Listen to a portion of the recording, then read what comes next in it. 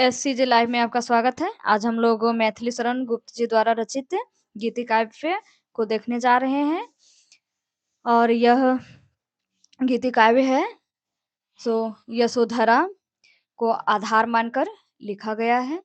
इसमें यशोधरा की वेदना को दिखाने का प्रयास किया गया है। वह वेदना इस बात को लेकर है कि वो जो गौतम बुद्ध है ज्ञान प्राप्ति के लिए जाते हैं, लेकिन यशोधरा को बताकर नहीं जाते हैं। बार-बार यशोधरा यही बात को दोहराती है और वेदना प्रकट करती है कि सखी वे मुझसे कह कर जाते। घटना तो पता ही होगा कि गौतम बुद्ध जो है वो क्या करते हैं, अपनी पत्नी यशोधरा और बेटा राहुल को सोते हुए छोड़कर और घर से निकल जाते हैं।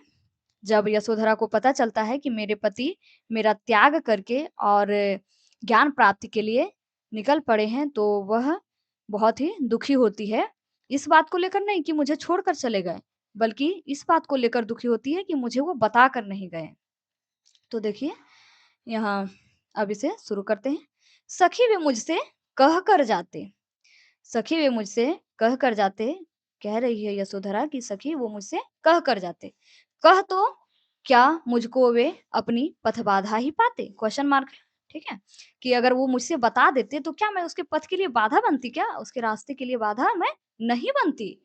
मुझको बहुत उन्होंने माना, मानते हैं कि उन्होंने मुझे बहुत प्यार दिया, मेरे पति मुझे बहुत प्यार किए, लेकिन फिर भी क्या होता है देखिए, फिर भी क्या पूरा पहचाना? मानते हैं कि उन्होंने मुझे बहुत प्यार किया, लेकिन उन्होंने पूरी तरह से मुझे नहीं पहचान सका। कहाँ पहचाना? अगर वे पहचानते तो मुझे ज़रूर बता के जाते। मैंने मुख्य उसी को जाना। यशोधरा कहती है कि मैंने मुख्य सर्वस्व उसी को माना, उसी को जाना, हर एक वेदना, हर एक दुःख, हर एक कष्टों को उसी के साथ साझा किया, लेकिन उन्होंने मुझे अपना नहीं माना। जो वे मन में लाते, अगर वे अपने मन में लाते कि मुझे घर का त्याग करना है और ज्ञान की प्राप्ति के लिए जाना है, तो क्या मुझसे मैं उसे मना नहीं करती, है ना? सखी वे मुझसे कह कर जाते, फिर से दोहरा रही है यशोधरा कि सखी वे मुझसे कह कर जाते, स्वयं सुसज्जित करके क्षण में, प्रियतम को प्राणों के पन में, हम ही भेज देते हैं रण में। देखिए, इतिहास को आधार मानकर, इतिहास को सहारा लेकर उदाहरण प्रस्तुत किया गया है कि सखी वे मुझसे कह कर जाते, मैं स्वयं उसे सुसज्जित करके, जिस भांति छतरानियाँ जो होती थी अपने पति को रणभूमि में भेज देती थी, उसी भांति मैं भी भेज देती उसे सुसज्जित करके क्षण में, क्षण मतलब तुरंत, है ना? सखी वे मुझसे कह कर जाते, फिर से वही बात दोहराया जा रहा है कि सखी वे मुझसे कह कर जाते। हुआ ना यह भी भाग्य अभाग अभागा, यह भी मेरा भाग्य नहीं था। मैं इतनी अभागिन थी कि मैं इतने अच्छे कार्य करने जा रहे थे, उसमें मैं भाग नहीं ले सकी। मैं एक बाधा, ठीक है? मैं तो बाधा नहीं बनी, लेकिन मुझे एक बाधा बना के छोड़ दिया गया। वो इस तरह अपने आप को सोच रही है। किस पर विफल गर्व अब जागा, है ना? किस पर विफल गर्व अब जागा। मैं अब किस पे, ठीक है? इस विफलता का किस पे गर्व करूँ या किस पे मैं इसे दोषी ठहरा दूँ। जिसने अपनाया था मुझे, जिसने माना था, जिसने अपनाया था, उन्हीं ने मुझे त्याग दिया, उसी ने मेरा परित्याग कर दिया, त्याग दिया मुझे। रहे स्मरण ही आते, हमेशा मुझे याद ही आते रहते हैं। सखी वे मुझे कहकर तो जाते ना। आगे हम लोग देखते हैं। नयन उन्हें है निष्ठुर कहते, पर इनसे जो आँसू बहते। नयन जो है यानी आँख जो है वो उन्हें निष्ठुर, निर्दयी कह रहा है, तब भी आँख में जो आँसू लगातार जो है वो बहते जा रहे हैं। सदैव हृदय वे कैसे सहते।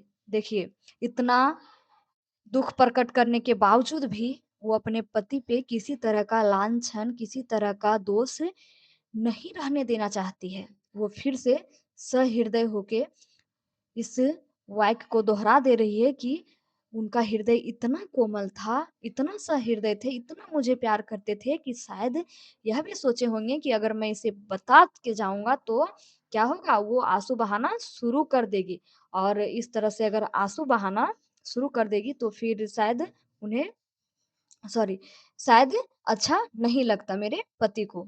ठीक है? सखी वे मुझसे कह कर जाते, फिर भी दुःख प्रकट कर रही है कि मानते हैं ये इस तरह का बात सोच रही है कि मैं आँसू बहा देती, लेकिन तब भी वे मुझे कह कर जाते।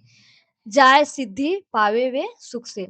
अभी सिद्धि प्राप्त नहीं हुआ है, ज्ञान की प्राप्ति नहीं हुई है, ठीक है? तो इसलिए वो कह रही है कि जाए, जाए और वो सिद्धि ज्ञान प्राप्त करे सुखी से, दुखी ना हो इस जन के दुःख से और इस जन के दुःख से वह दुखी ना हो।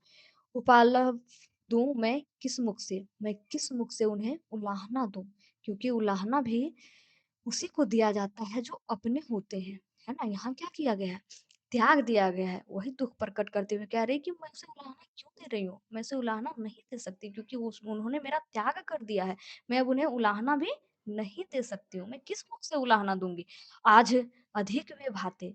अगर मुझे वो कह कर जाते तो मैं आज गर्व करती अपने पति पे कि सांसारिक मोह माया को त्याग कर वो एक उच्च कोटि का ज्ञान प्राप्ति के लिए गए हैं और मैं अपने आप में गर्व करती कि वो मेरे पति पूरी मोह माया को त्याग के और कल्याण के लिए, ज्ञान प्राप्ति के लिए गए हुए हैं। लेकिन ये तो भाग्य भी मैं उलाहना भी नहीं दे पा रही हूँ, ना मैं गर्व कर पा रही हूँ।